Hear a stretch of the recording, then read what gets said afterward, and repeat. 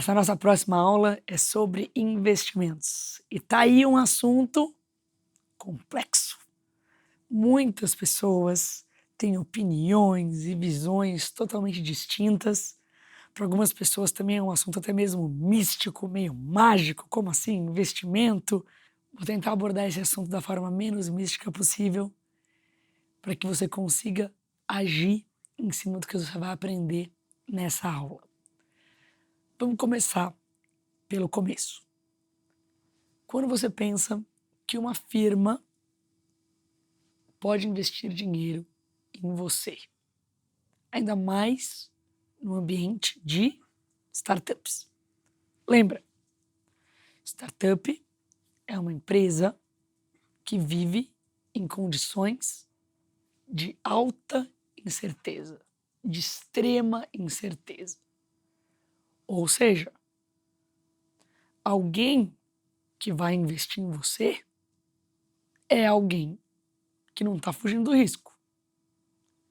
Não é à toa que o nome é Venture Capital, meio que capital de aventura.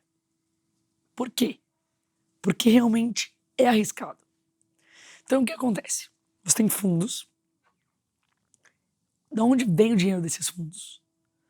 Os parceiros que operam esse dinheiro, eles de uma forma também são empreendedores, porque eles levantaram esses fundos de famílias ou de instituições, mas eles tiveram que ir atrás. E é um negócio. O papel deles é decidir aonde colocar esse dinheiro, esperando um retorno. Então, primeiro, começa por aí. Porque eu conheço muita gente que vai conversar com investidor e vê como se o investidor fosse não é um ser comum. Existem os seres comuns, os seres humanos, e existe personagem investidor. E não é assim, né? Vamos entender. Esse cara está operando uma empresa de investimento que está alocando o capital de alguém ou de alguma instituição, esperando que esse capital vai trazer retorno. Só que quando você investe esse capital em empresas de alto risco, o jogo começa a ficar complicado. Por quê?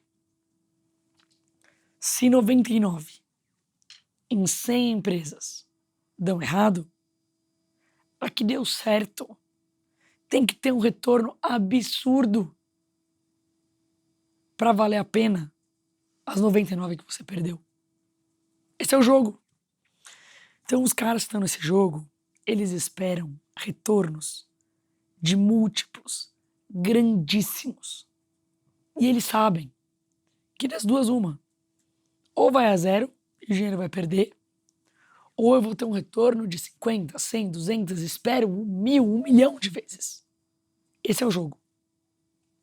É o jogo de fazer uma escolha de 5, 10, 20 empresas, esperando que na média, aquela uma ou duas que deu certo, teve um retorno tão absurdo que faz valer a pena todas as perdas. Você entende como só essa estrutura já é uma estrutura difícil de alguém que não está nesse mundo entender? É realmente um investimento de alto risco e que só fecha a conta se alguns dos riscos que foram tomados trouxerem retornos absurdos. E essa é a expectativa em você, no empreendedor que recebeu o dinheiro. A expectativa é que você seja de retorno absurdo. E não me vem com vou transformar 1 milhão de reais em investimento em 2 milhões de reais. 1 para 2, não é esse o jogo que vai cobrir todas as perdas. Nem pensa nesse jogo. É um jogo de muitos múltiplos de retorno.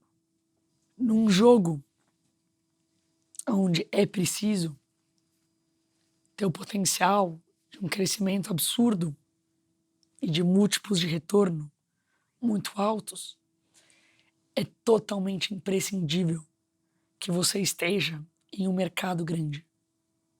Não tem como fugir disso. Se você tem uma ideia maravilhosa e uma equipe maravilhosa, mas você está dentro de um mercadinho pequenininho, desencana. Não é venture capital o caminho. Porque você não vai conseguir potencialmente trazer vários múltiplos de retorno se o tamanho do seu mercado é limitado. Então começa por aí. O filtro mais básico dos investidores de startups é verificar se aquela startup está num mercado com potencial grande. Esse é o filtro mais básico. Se não tiver isso, já quebrou aí. Nem adianta ver o resto. Qual que é o segundo filtro mais básico? Equipe. Porque lembra, a gente está lidando com negócios ultra incertos.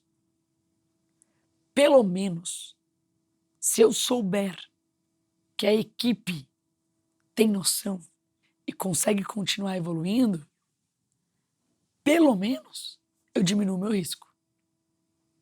Então lembra, primeiro parâmetro, tamanho do mercado. Segundo parâmetro, equipe. Nesse parâmetro equipe, não só os investidores vão olhar para o que cada um traz para a mesa agora, mas existe um conceito de track record, que é o que aquelas pessoas da equipe principal já fizeram no passado, e ainda melhor se esse track record for no mundo de startups. Por quê? Porque se você está investindo em alguém que já levantou capital antes e já vendeu uma empresa, esse cara já passou por muitos desafios que ele vai acabar passando agora de novo. Já está treinado.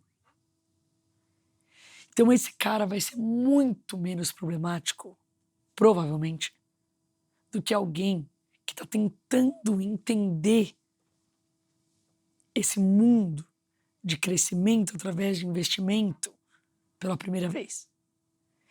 Então, de largada, de longe, o mais difícil para alguém é a primeira vez que levanta capital. Até mesmo se você levantou e não deu certo, mas você consegue explicar por que não deu certo, você consegue explicar o que você aprendeu, você tem muito mais chance de levantar uma segunda vez. Então lembra, track record não é só todo o histórico do que você já produziu na vida. Para os investidores, conta muito o seu track record nesse mundo de investimento, nesse mundo de startup. Beleza, esse é o básico. Mas muitas vezes você não vai começar diretamente indo para grandes investidores, que podem colocar grandes montantes. Normalmente, sua primeira rodada de investimento é feita pelo que as pessoas chamam de FFF. Friends, Family and Fools, que são seus amigos, sua família ou os fools, os bobos, que são cegos por ti e acreditam num negócio ultra arriscado. Friends, Family and Fools. Muitas dessas pessoas, a grande maioria, não está investindo numa ideia, está investindo em você. Você está colocando você mesmo na reta, porque as pessoas confiam em você. Estão botando as fichas dela em você. Muito se fala em angel investment, né? Nesse caso, o investidor anjo pode ser alguém da sua família, pode ser um seu amigo. O conceito de investidor anjo nasceu em Hollywood, quando alguns investidores apostavam em filmes que eram incertos. E o bacana do investidor anjo é que como ele entra no comecinho, normalmente, as expectativas dele e as necessidades legais ao redor desse investimento são muito menos rígidas. E isso é importante.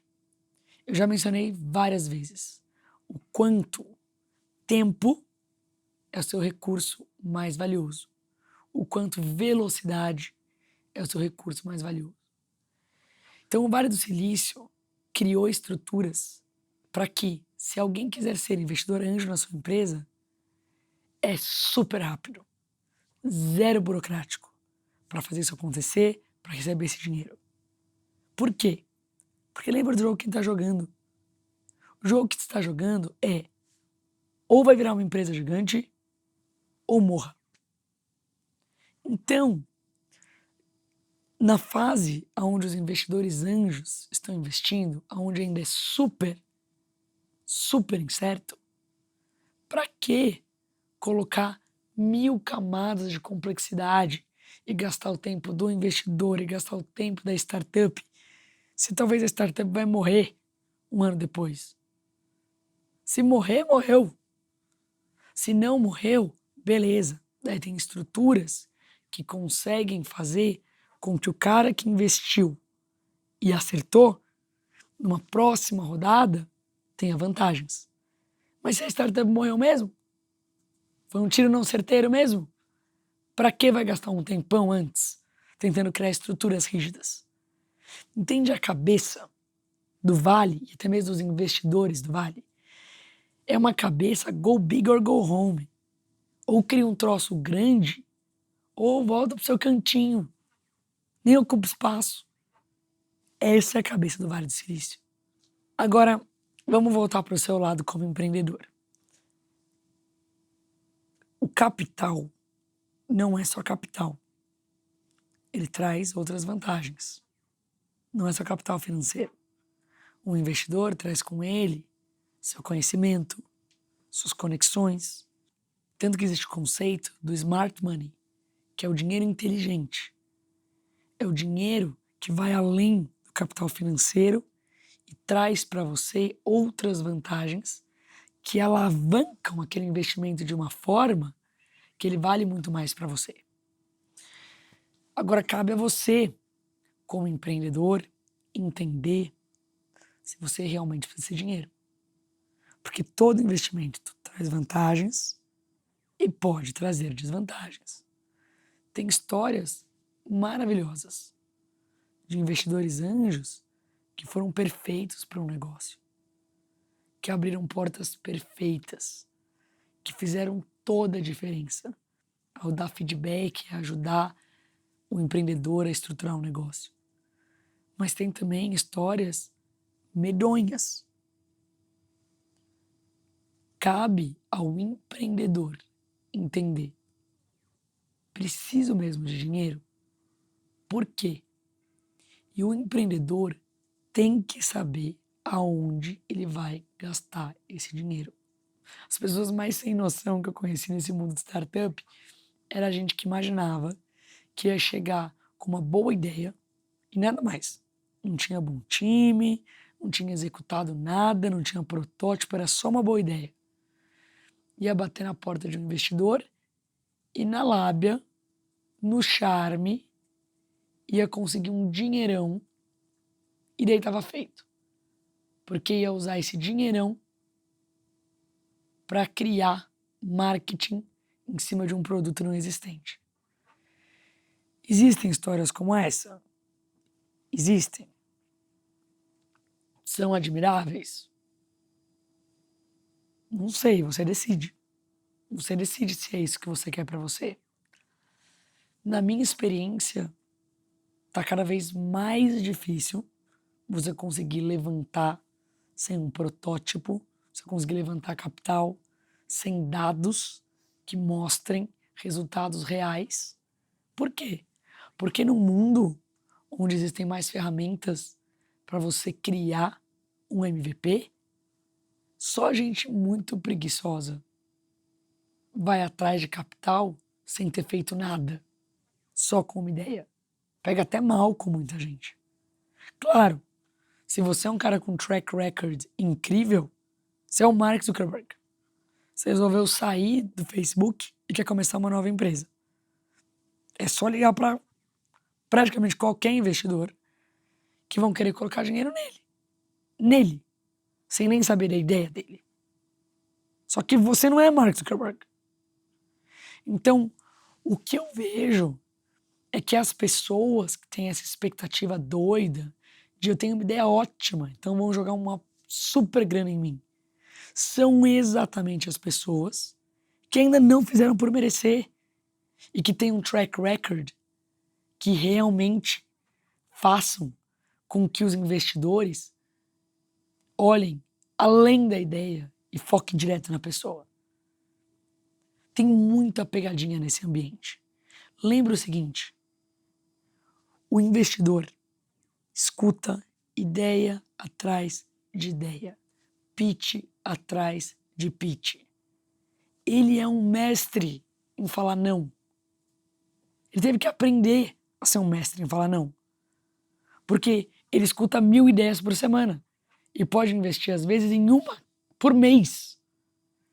Se ele não for um mestre em falar não, o fundo dele acaba e ele não escolheu as melhores oportunidades. Todo fundo tem uma duração. Então, se eu quero começar um fundo, eu recruto esse dinheiro de instituições ou de indivíduos. Vamos supor que eu criei um fundo de 10 milhões de reais. Eu decido, junto às outras pessoas, junto aos meus sócios no fundo, o tempo desse fundo. Então, a gente pode decidir que é um fundo de 10 anos. Quando começa o fundo, eu tenho 10 milhões para investir e 10 anos à frente para fazer esse dinheiro aí dar um retorno. Se no primeiro mês eu já distribuí os 10 milhões, o que eu vou ficar fazendo nos outros 9 anos e 11 meses?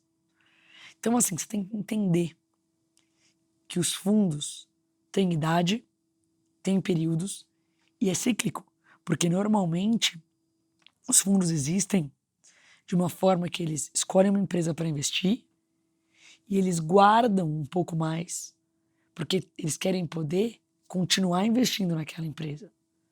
É uma aposta real, de longo prazo, que eles esperam que vai trazer retorno para o fundo.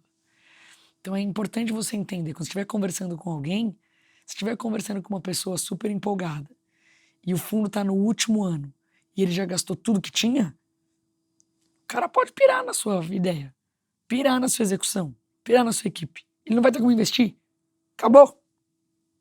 Tá sem fundo no fundo, não é? Então você tem que entender essas coisas.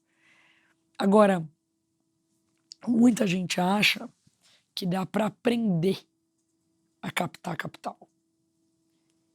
Dá para aprender, mas vamos falar um pouquinho sobre algumas metáforas um pouco incorretas que acontecem nesse mundo de levantar capital. Muita gente acha que levantar capital é que nem prestar vestibular. Se eu souber todas as respostas, se eu me mostrar preparado, eu vou levantar. É isso. Se eu me mostrar preparado. Claro que fazer a sua lição de casa é importante. Claro que se mostrar preparado é melhor do que não se mostrar preparado. Mas a verdade é que levantar capital é muito mais como uma festa de formatura que você quer convencer alguém a dançar contigo do que prestar vestibular. É uma arte, é um encantamento, porque está vendendo o futuro da sua empresa.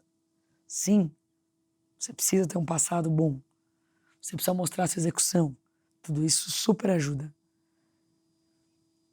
Muitos investimentos são feitos de forma ultra pé no chão, mas ainda assim a sua habilidade de demonstrar a sua visão e o plano de execução em direção a essa visão é o que acaba fazendo a diferença.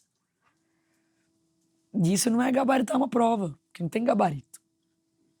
está muito mais ligado a como você conquista um namorado. Você tem que mostrar uma visão, você tem que mostrar que você tem a equipe certa, você tem que mostrar a sua resiliência, você tem que mostrar o seu plano, você tem que mostrar que você entende do mercado mais do que todo mundo. Algumas dessas coisas são baseadas em fatos, outras são baseadas em como você consegue convencer o outro de que a sua história é a verdadeira. E por isso que eu acho que levantar investimento é muito complicado. Porque existe uma história que é a história que os investidores querem ouvir. Mas a gente sabe que muitos dos planos são chutes. Não dá para fugir. Lembra? Alguns anos atrás não existia o WhatsApp. Uma década atrás, praticamente não existia mídias sociais e smartphone. Você não sabe seus números. Você não sabe o que acontece em escala. Você não sabe como o mundo vai mudar. Você não sabe sobre seus competidores. Vamos ser sinceros. É um monte de chute. É um monte de chute. Você pode ser a pessoa mais bem informada da face da Terra. É um monte de chute. E isso não é segredo, gente. É claro que os investidores sabem disso. Eles são inteligentíssimos. E tem muito investidor que está há décadas nesse mercado. Mas é um jogo complicado. Vou dar um exemplo. Quando eu comecei a fase nova, eu não queria levantar capital. Eu já sabia que eu não queria levantar capital. E daí apareceram alguns fundos que queriam investir. Eu até fui conversar com os fundos.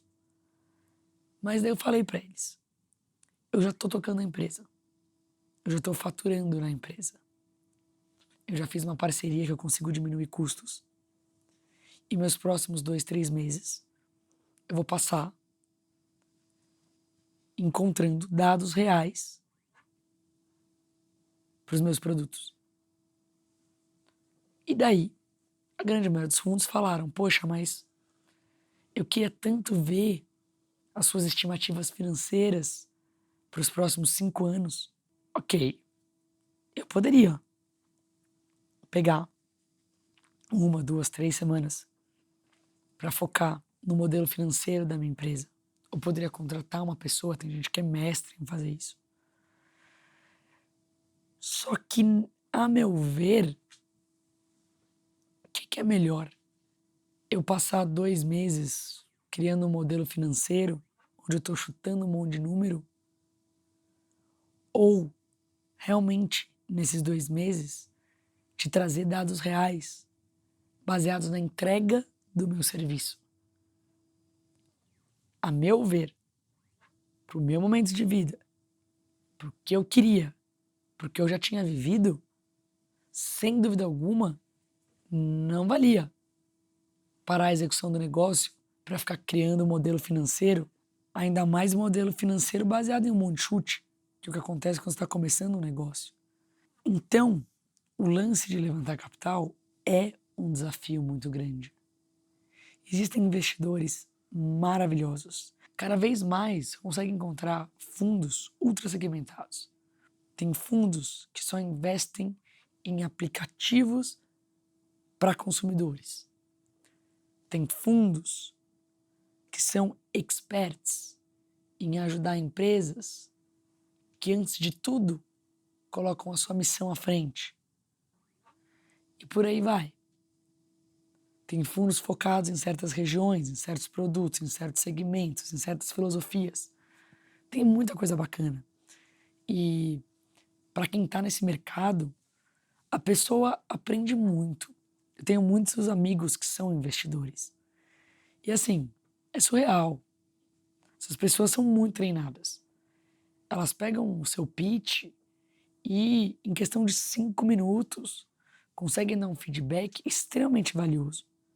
Então, não é porque várias coisas são chutes, ou porque é impossível saber onde um business vai estar daqui a 10 anos, que não tem valor o feedback do processo de tentar levantar. Claro que tem. Tem um super valor. E às vezes, levantar do fundo certo vai mudar completamente o seu jogo. Levantar investimento te compra tempo muitas vezes, te compra velocidade. Fora que, em algumas situações, você não tem saída. Uber tem que levantar mesmo. E não é nem pelo produto. É porque eles precisam conseguir fazer lobby. Senão eles não entram nas cidades. Então você tem que entender qual é o business no qual você realmente está. Para que você precisaria de dinheiro? Como você gastaria esse dinheiro? É o momento certo para isso? Além do capital financeiro, o que mais aquela firma investidora está fazendo por você? Porque ela pode acabar fazendo muito por você. Pode ser que ela investiu numa outra empresa que pode virar um parceiro seu e que é absolutamente magnífico ter essa conexão em comum, esse investidor em comum, para fazer essa parceria acontecer. Ou pode ser que, junto ao investimento, um dos parceiros naquele fundo vire conselheiro da sua empresa. E que essa pessoa tenha uma experiência, um entendimento do mercado que muda completamente a forma como você toma decisões. E isso é magnífico. Pode ser. Mas lembra, toda vez que alguém entra e que entra com capital financeiro, essa pessoa tem expectativas. E quando você entra no jogo de investimento, você está aceitando que a sua empresa tem que ter uma estratégia de saída. Porque em algum momento, aquele investimento tem que valorizar. Estratégias de saída. A sua empresa pode vender para outra empresa, a sua empresa pode fazer um IPO, mas o ponto é, quando você aceita uma grana, ainda mais granas mais altas, de venture capitalists, de Series A, Series B, você já entrou no jogo no qual existe uma meta de saída. Ou vendendo a empresa, ou fazendo um IPO. Já virou a expectativa da galera envolvida. Lembra, toda vez que você tem novos parceiros, cada parceiro tem a sua expectativa. E se elas estiverem desalinhadas, o caos pode se instaurar.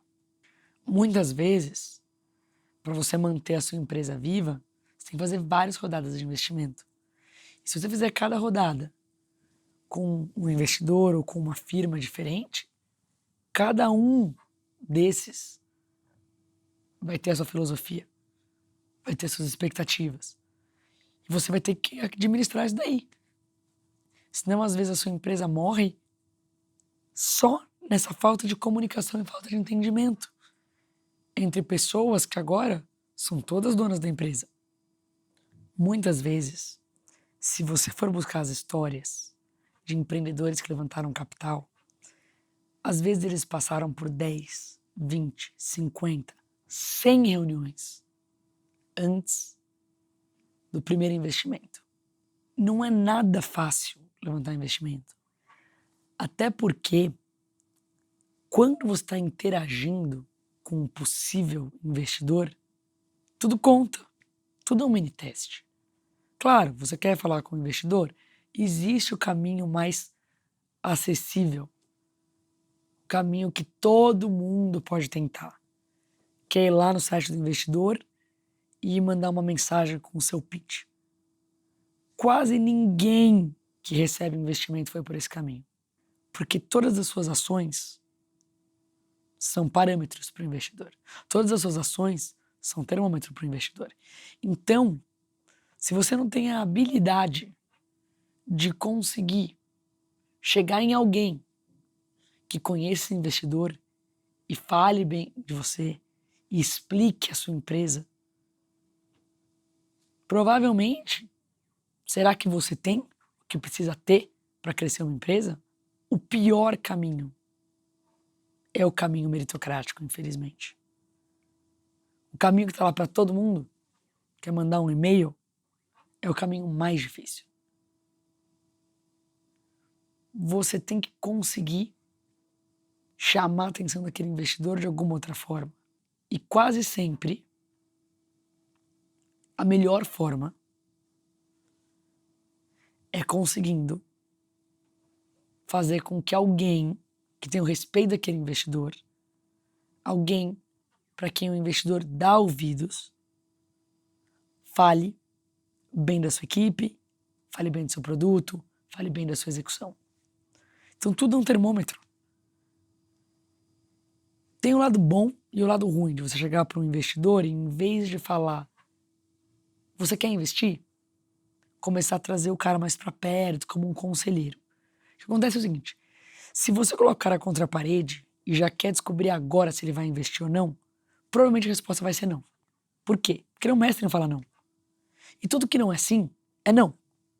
Se a pessoa vir e falar, vamos falar mais pra frente, é não. Então, com alguém que é mestre em falar não, é complicado querer uma resposta sim ou não agora. Agora vamos olhar pelo outro lado. Quando você traz o cara pra perto e fala, não, eu não quero investimento não, eu quero conselho. Isso pode ser muito bacana. Porque quando você senta com esse cara, escuta esse cara e toma algumas decisões que tem a ver com os conselhos que esse cara te deu, no olhar dele, a sua empresa agora é menos arriscada. E tem maiores chances que ele vá querer investir. O problema é se você não necessariamente seguir os conselhos dele. Lembra, tudo conta, tudo é termômetro. Quando você está conversando com o investidor também, você tem que mostrar que você saca alguns termos que eles usam. Por quê? Vou fazer uma matemática bem básica, tá? Se alguém fala que a sua empresa vale 10 milhões e fala que vai colocar 5 milhões, e agora? Essa pessoa vai ter metade da empresa ou vai ter 1/3 da empresa? O que você acha que é o certo? Para quem pensa, vale 10 e o cara colocou 5, ele tem 5 sobre 10, ele tem metade. Só que às vezes não é assim. Se valia 10, o cara colocou 5, agora vale 15. E ele tem 5 sobre 15. Não tem certo ou errado. Mas se a pessoa não fala se a valuation é pre-money ou post-money, antes ou depois do que ele está colocando como investimento, muda completamente a porcentagem do que ele vai pegar. Nesse exemplo bobinho que eu trouxe aqui, muda de 33 para 50. Então você tem que saber a língua dos investidores. E tem que também saber a língua dos advogados. Porque todo mundo anda junto lá, né? Muitos documentos, principalmente no Vale do Silício, são super padrão. Foram super simplificados. Você não precisa se preocupar. Tem soluções de praxe. Primeira rodada de capital e eu ainda não sei realmente qual que é o valor do meu negócio? Beleza. Vamos fazer uma dívida conversível. Vamos fazer convertible debt. Não vou entrar aqui em detalhes para te explicar essas coisas. Mas o ponto é, você tem que saber o que são essas coisas. Você tem que aprender o que são essas coisas. Você tem que conseguir sentar numa mesa e conversar. Por quê? Porque no final, quando você está levantando capital, é uma discussão de dinheiro e de controle. E se você é o presidente dessa empresa e não sabe proteger a empresa, principalmente quando o assunto é controle, você já está fazendo algo muito errado pela empresa. Os interesses da empresa têm que estar acima de tudo. Não tem que ser uma guerra entre empreendedor e investidor. Aliás, não tem que ser guerra. Você tem que ver esse cara como um parceiro seu. Mas, de qualquer forma, Os interesses da empresa têm que estar protegidos.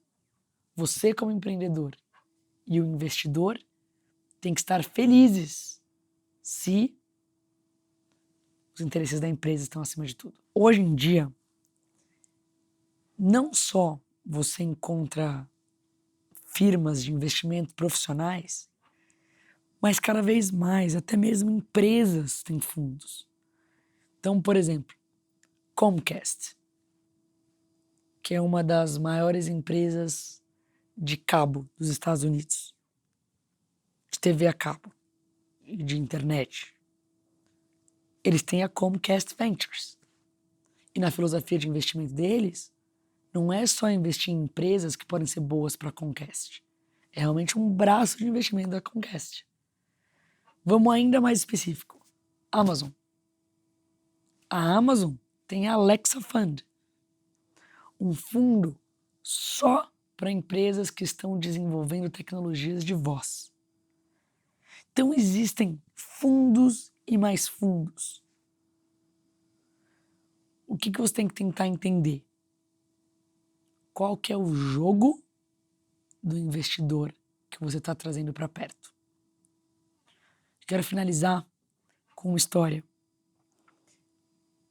que, para mim, foi um dos momentos mais dolorosos dos anos que eu morei no Vale. Um cara muito respeitado, inclusive um cara muito gente boa, muito legal, muito inteligente. Tava conversando comigo, com mais algumas pessoas, e esse é um cara muito bem-sucedido, que investiu em empresas que tiveram grandes exits, grandes saídas.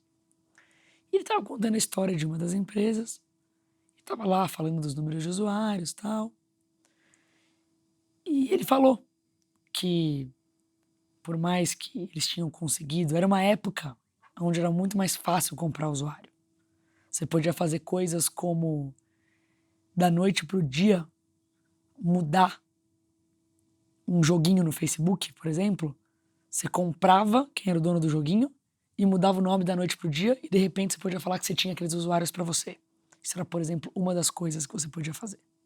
Estava conversando com esse cara e ele estava explicando uma das vendas.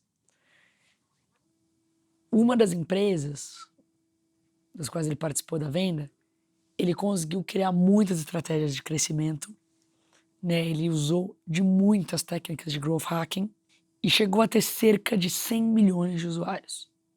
Isso é um número bizarramente alto. Só que daí eu fiz uma pergunta sobre os usuários ativos. E ele falou, Bel, ativo era uma desgraça. E era um número baixíssimo. Eu não lembro os números certos, mas era algo como 100 milhões de usuários e 50 mil ativos. Que é um negócio baixíssimo. E bom, essa empresa vendeu por muita grana. E eu falei pra ele, cara, pera, calma. Você vendeu a sua empresa porque as pessoas achavam que estavam comprando usuários engajados. Mas na prática, você não tinha usuários engajados. Você vendeu, foi tudo consolidado, você embolsou uma grana, mas e quando a empresa deu por si e percebeu que tinha comprado algo que não tinha o valor que eles esperavam? E a resposta dessa pessoa para mim foi: agora é problema deles. Essa conversa para mim foi uma das conversas mais dolorosas da minha vida, porque eu reparei que pessoas jogam jogos diferentes. Eu nunca poderia responder essa pergunta com essa resposta e com orgulho dessa resposta. Não adianta. Para muita gente, essa pessoa é altamente admirável. Mesmo se soubesse esse fato. Fez lá a empresa, conseguiu vender. Culpa do outro lá. que não fez o due diligence, que não buscou todos os fatos antes de fechar a venda. Tem gente que olha e fala, é tão difícil fazer uma empresa, ele fez uma saída e uma saída magnífica. Tá de parabéns. Para mim, aquele dia, eu aprendi que tinham alguns jogos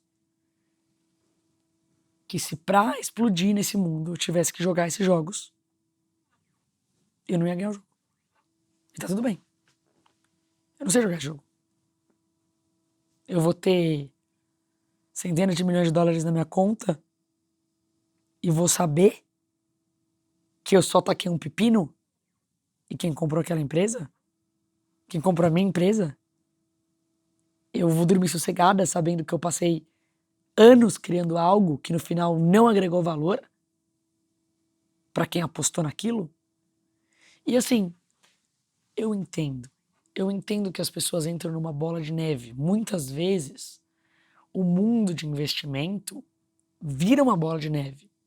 Por quê? Você começou levantando o capital de uma pessoa. Poxa, agora você responde por você e por essa pessoa. Você não quer desapontar essa pessoa acreditou em você. Eu entendo isso.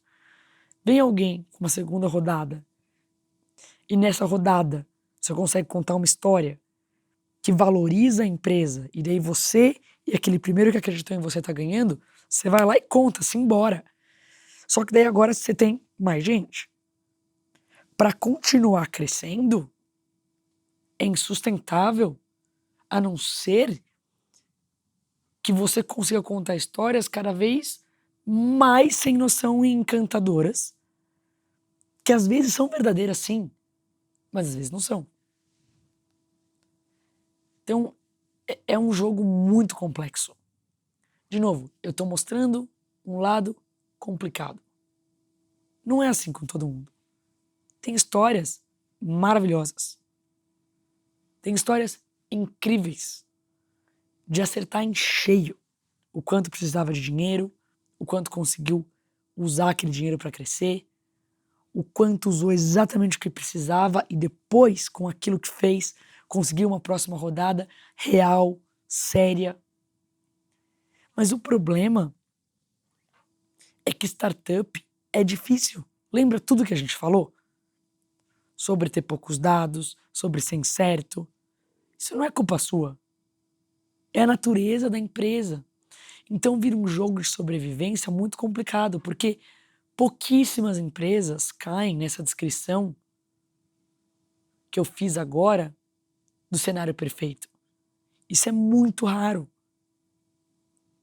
Por definição, é um jogo de alto risco. É muito difícil você cair nesse cenário. É muito difícil. Você erra, tem novos competidores, tem crises econômicas, tem situações macro e micro que mudam o seu contexto. Tem briga entre sócio, tem gente errada que você contrata, tem alguém que cria um produto que pode destruir o coração do seu negócio. E assim vai. Então é muito difícil você estimar com 100% de certeza. A real vida é uma constante batalha de sobrevivência. Então, às vezes, a pessoa acaba caindo nesse outro jogo que eu não gosto, que é um jogo de tentar cada vez encantar com histórias maiores, porque precisa que a cada passo pareça que é realmente maior. Às vezes é a única maneira de sobrevivência. É isso ou morre. Quantas vezes na minha vida eu vi pessoas levantar e daí levantavam o dinheiro e o uso do dinheiro era 100% para atividades que iam ajudar a pessoa a levantar mais. Eu acho isso uma doideira. Por que você está fazendo na empresa? Reparou o jogo no qual você acabou se enfiando? Isso é extremamente comum. Você levanta para poder gerar os dados que vão te ajudar a levantar mais.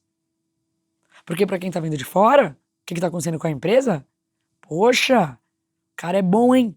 A empresa valia 5 milhões, depois na segunda rodada valia 20 milhões, depois na terceira 100 milhões, depois na quarta 400 milhões. Que ninja! Para quem tá vendo de fora, é isso que tá acontecendo. A pessoa não sabe que no seu dia a dia você virou uma maquininha de gerar dados que convencem o próximo a investir num valor maior. E daí, na hora da saída da empresa, ninguém nem sabe mais o que foi criado nesse jogo. Então você tem que tomar muito cuidado com quem você se junta, com quem vira seu sócio. A gente vai falar mais de sociedade, mas no caso de investimento, o cara que investe vira um sócio também, com suas expectativas, com o seu jogo, com a maneira como está acostumado a viver esse mundo. E sim, é negócios. Algumas pessoas vão chegar para você e falar: Bel, no mundo de negócios, tudo é válido. Esperto o cara que conseguiu convencer alguém a dar mais valor do que tinha. Eu não tenho que admirar esse cara? Talvez. Se é assim que você pensa, talvez. Eu não tô aqui para julgar o que você admira ou o que você não admira.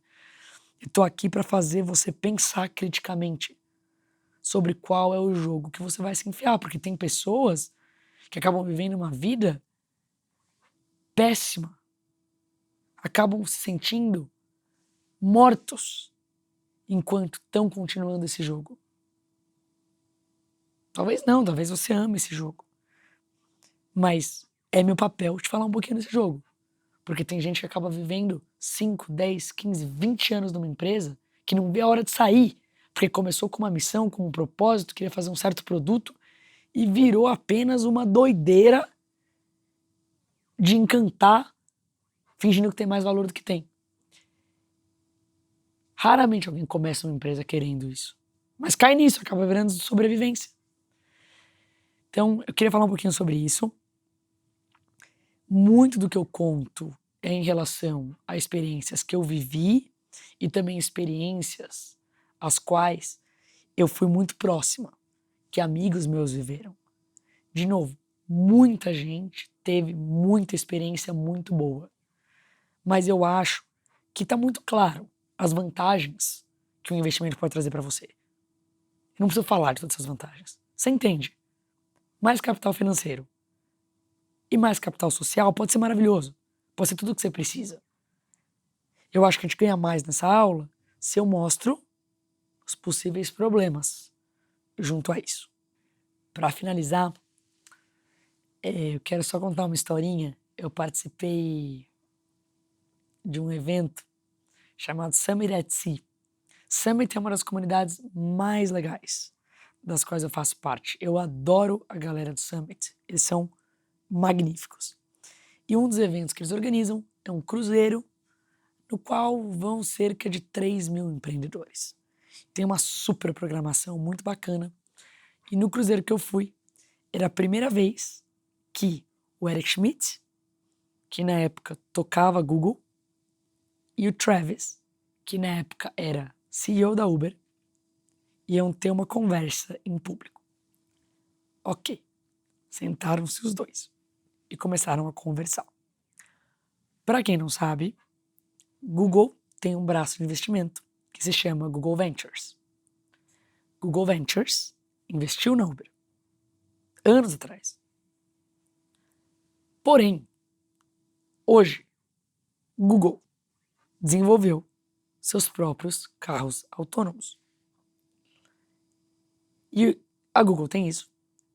E a Google também tem peso de decisão na Uber. Então, nessa conversa, era muito visível o quanto o Eric Schmidt estava, cara, se divertindo.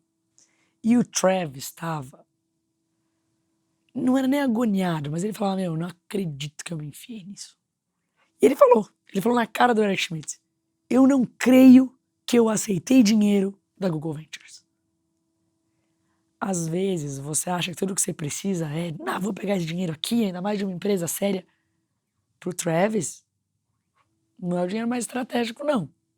Porque a Google tem seus próprios passos que quer dar com o carro autônomo. E nesse ponto, O Travis estava lá sofrendo porque ele falou sim pra gente grande. Daí você pensa, poxa, tá, então ele deveria ter falado não pra gente grande e ele estaria sofrendo menos? O que eu aprendi nesses anos como empreendedora? Gente grande, em geral, pode ser uma bênção ou pode ser um desespero na sua vida. Mesmo que elas forem pessoas fenomenais. Por quê? Porque gente grande não gosta de receber não. Gente grande não está acostumada com o seu não. Então, quando você decide ouvir a proposta de uma pessoa grande e sabendo do seu jogo, dos seus princípios, dos seus valores, e vira e fala, não faz sentido para mim, você pode até explicar o porquê. Pode ter certeza que você terá problemas depois. Não tem saída. Falar sim pra gente grande pode trazer vantagens e desvantagens. Se ele tivesse falado não, ele talvez teria sofrido ainda mais. Você não tem como saber. Eu não tô julgando a decisão do Travis aqui, nem acho que tá certo ele se julgar. Porque ele não tinha como saber naquele momento. O meu ponto principal é, você precisa de estômago para conseguir sobreviver no mundo de startups. Seja jogando o jogo dos gigantes ou decidindo não jogar o jogo dos gigantes. Os dois demandam estômago.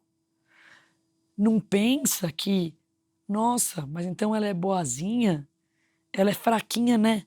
Ela não quis jogar o jogo do estômago. Ah, vai ver o quanto é difícil jogar o jogo de falar não pra gente grande. É dificílimo. O ponto principal disso tudo aqui é não entre nesse mundo se você não tem estômago. Você precisa de estômago. Falando sim ou falando não. Se a sua empresa começar a crescer e começar a chamar atenção, que é o que você quer. Você quer que seja uma morta-viva que não chama atenção? Você quer que chame atenção? Se a sua empresa começar a chamar atenção, você não vai ter como fugir de falar sim ou não para quem você chamou atenção. Falar sim é concordar com algum jogo que talvez, ótimo, vá de encontro com o que você quer, seja perfeito. Talvez seja cair num jogo que você nem sabia que existia. Falar não, talvez seja criar inimigos que você nunca imaginou que você ia ter. Você nem pediu para aqueles inimigos. Você só apareceu aí, eu só chamei sua atenção. Então você precisa de estômago, você não tem saída. Se a sua empresa vai crescer, se ela vai chamar atenção, se ela tem qualquer chance de sucesso, você vai precisar de estômago. Você não vai ter para onde fugir. Tem empresas que são muito espertas e elas querem investir naquilo que poderia as destruir para ter controle daquilo. Então vê além. Se você decidir que você realmente precisa de dinheiro, seja crítico consigo mesmo. Cuidado com o jogo de vou levantar um monte, porque daí eu consigo colocar dinheiro em marketing, e é um jogo de número de distribuição, e eu vou jogar esse jogo. Esse jogo existe, realmente. Talvez você faça um dinheirão nesse jogo. Mas seja sincero consigo mesmo. Você quer esse jogo? Entenda no que você está entrando. Entenda o tipo de gente que você vai atrair com você. Entenda aonde você pode cair. Só saiba disso.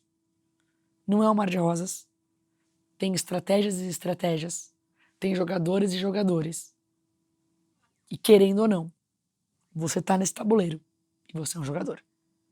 Então cuidado para não virar uma pecinha no tabuleiro do outro. Você tem que saber o que está fazendo. Algumas das histórias mais dolorosas que eu vivi na minha vida foi quando eu era uma pecinha no jogo de House of Cards de outra pessoa e eu não sabia. Isso é desesperador.